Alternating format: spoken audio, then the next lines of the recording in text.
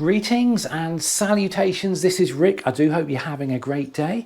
Exciting times. Tomorrow the road trip begins. So today I'm getting everything ready, trying to figure out exactly what it is I need and what I don't need. I've never done a road trip before. If you've seen my previous video, this is my very first ever road trip. So it's going to be quite a steep learning curve, and no doubt there will be things I don't take and will need, and things that I take and don't need. It's all part of the fun, I guess. But anyway, in this video, we're going to figure it all out.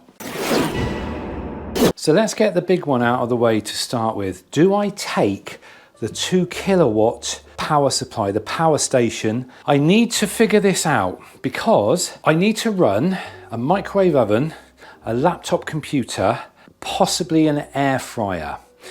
The thing is, I often take this to camps when I go to Damon's Field, and I use it as a matter of course, and over the course of the weekend it runs down.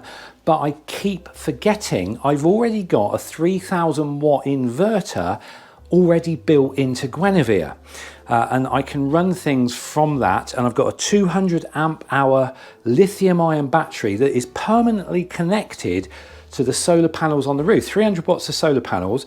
Plus, while I'm driving, the engine battery or the alternator is also charging up the leisure battery. So if I'm on a road trip and I'm going to be driving a lot, then the leisure battery is going to be topped up all the time. And the inverter doesn't use a lot of electricity, apart from I have no idea how it's going to work with the laptop. I'm not quite sure how much power that's going to take, but the thing with this is it's big, it's heavy, it's cumbersome. So I think for this first road trip, I'm going to leave this at home. I'm going to not take it with me, and we're just going to rely on the power systems that are purely built into Guinevere. The other thing, I've got to find a place to store this. This is for heater fuel.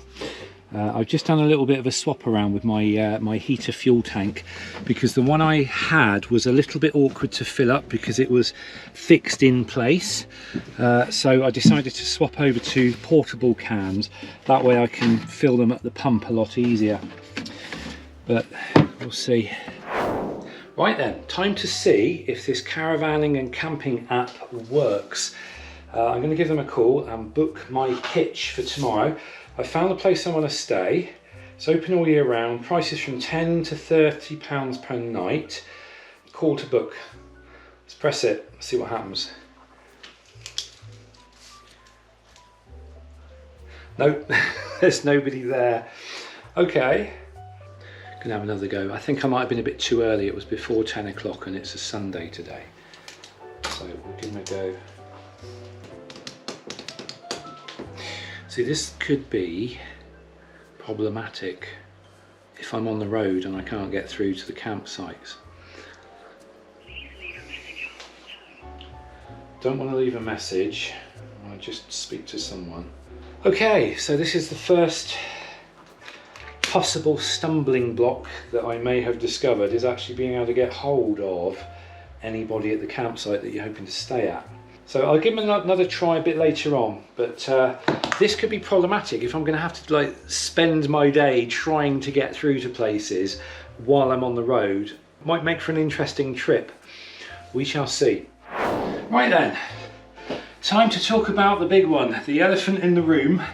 What am I going to eat while I'm doing this trip? I've just had a delivery from Sainsbury's, and I think I've figured out what it is I need to take with me. So, bearing in mind, I had a food intolerance test, a blood test, last week, and it came back I cannot do gluten, wheat, cow's milk, yeast and egg whites, as well as aubergine, hazelnuts and soy. It kind of narrows down what I can take with me. Now, bearing in mind, I've got to be on the road.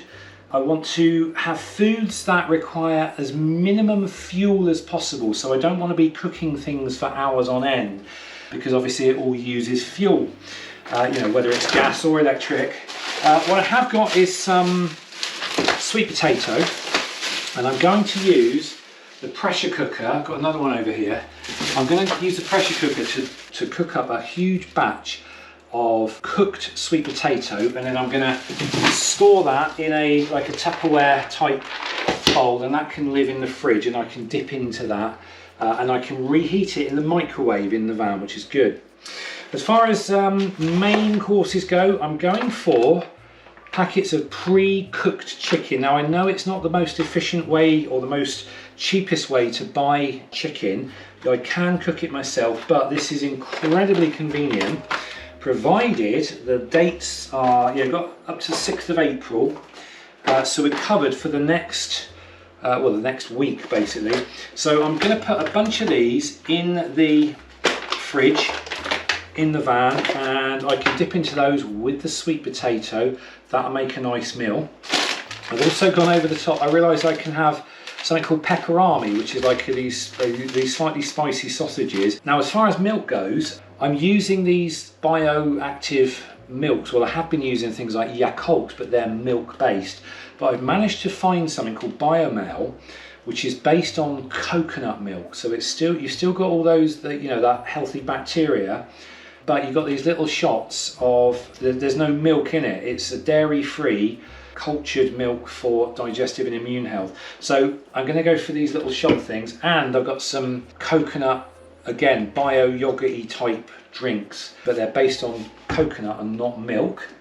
Same for the milk in my tea. Now, originally, I've been using almond milk in my tea and coffee, but to be honest, almond milk in tea and coffee is not very nice. Did a bit of research, and everybody's saying use oat milk. It just kind of blends into the tea. It's much more milk-like in your coffee and tea than the almond milk. The problem with oat milk is it's much higher in carbohydrates. But if you're just using a little bit in tea, not so much of a problem. I'm also going for tinned salmon and probably a bit of tinned tuna as well. I've got some tuna here. So we're going for tuna and salmon, and possibly some tinned sardines as well.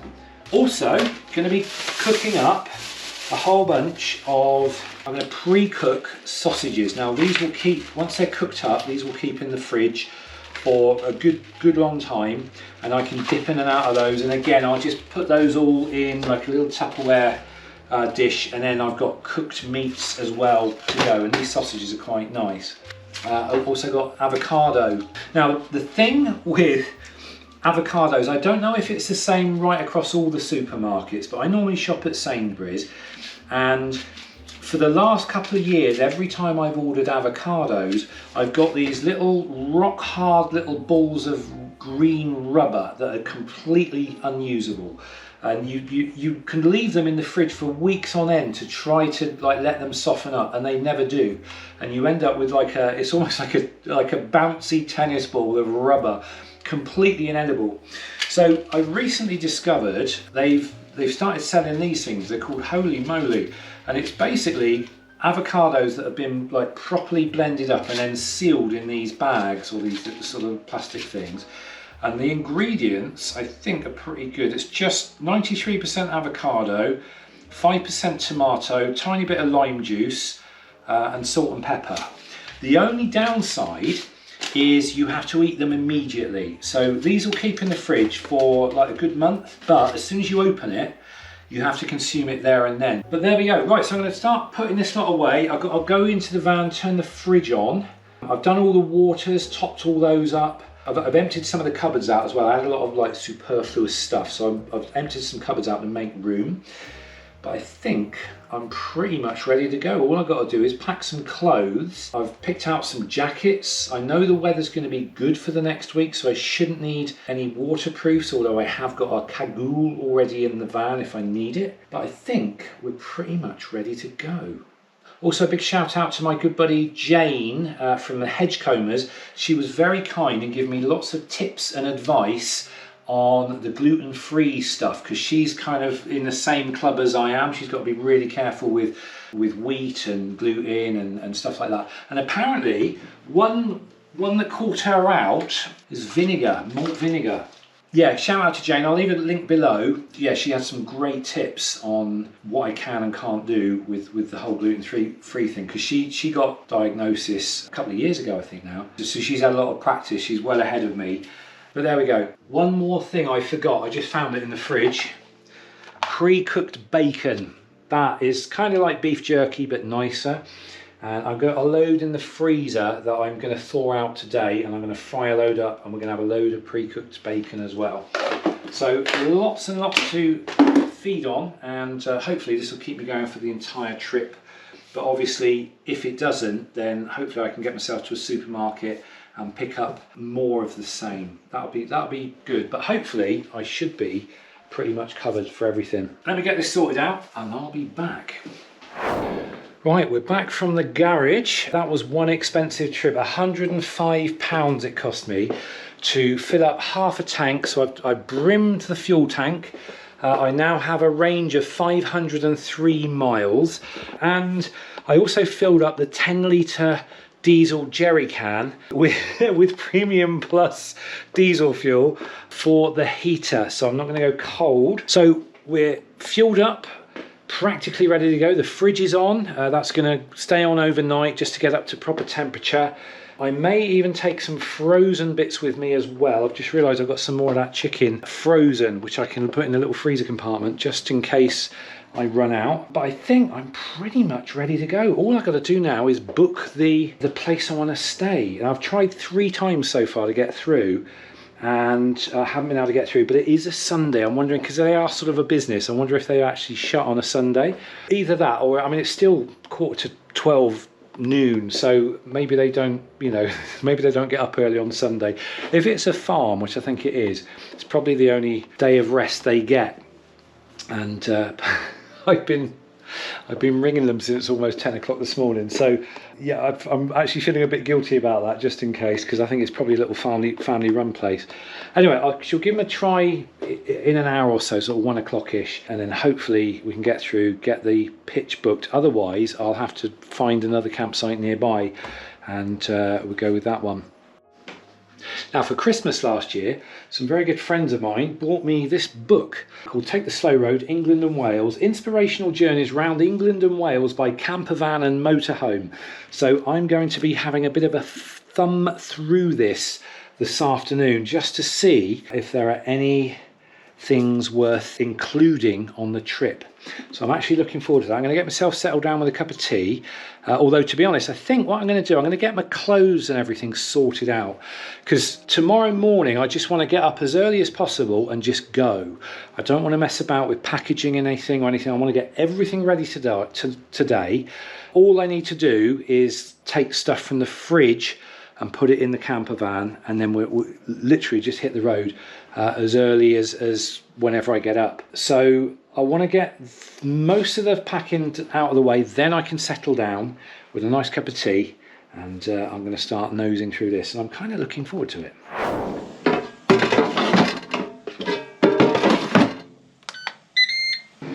Good news, I managed to get through to the farm. They've got a pitch for me. I've got my name down. I pay on the day. It's going to be £20. And she said, make sure that when you go over the little bridge, the sat-nav will say turn left, but you need to turn right. So I must remember that. So I've written it down. So, success. The first pitch is booked. It's on. There we go. They're pretty nicely done. And I shall get those in front of a little fan, just to cool them off so they're stone cold, and then I can put them away in a box in the fridge. But there's a good supply there of sausages for hopefully for the whole trip. I can just chip away at these as and when I need them. I've also worked out, if things get desperate, potatoes are on the menu, so I can always have a bag of chips if I can find a chippy. They're pretty filling as well, so I'm pretty sure I'm not going to starve. So I'll do it without spilling them. There we go.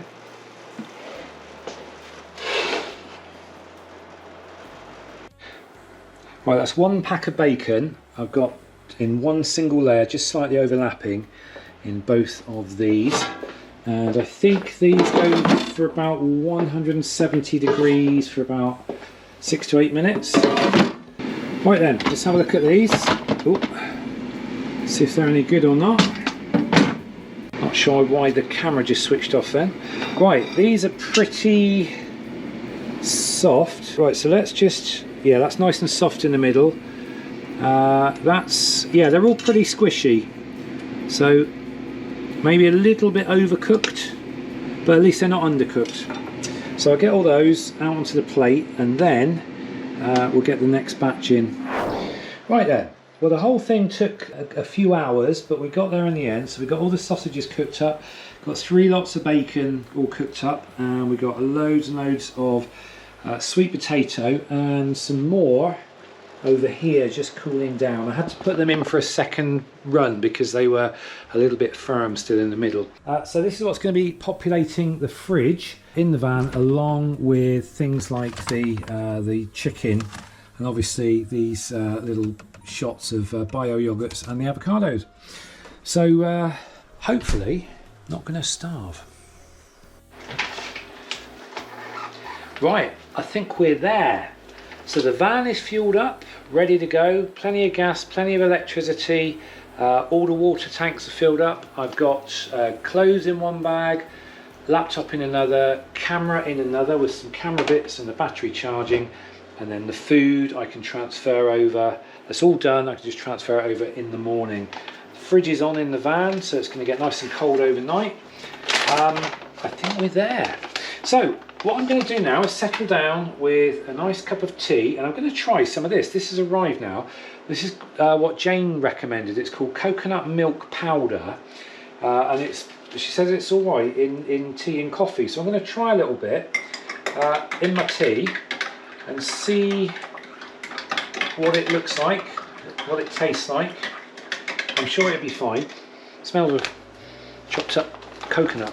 It's a bit floaty, but it's turning it a tea colour, so that's obviously good. But anyway, I'm going to chill out now for the rest of the day. I'm going to have a little read in my book, maybe watch some videos. I'm going to try to edit videos on the road, you know, in the evenings as I go.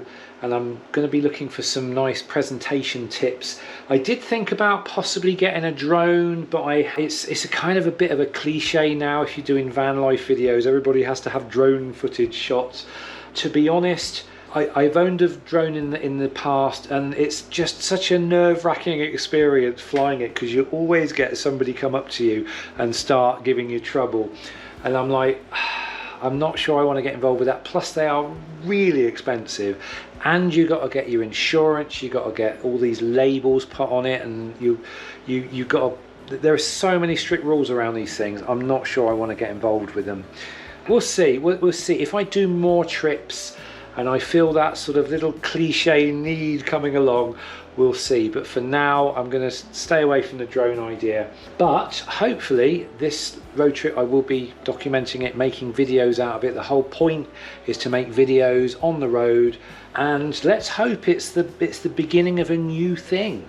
That would be kind of cool, and I'm very excited to, like I say, be heading off tomorrow to get this journey started, literally and figuratively. But I'm going to leave the video here for today. Obviously look out for future videos, which should hopefully be some road trip videos. So until then, thanks for watching, have a great rest of the day, and I will see you in the next video. Until then, take care.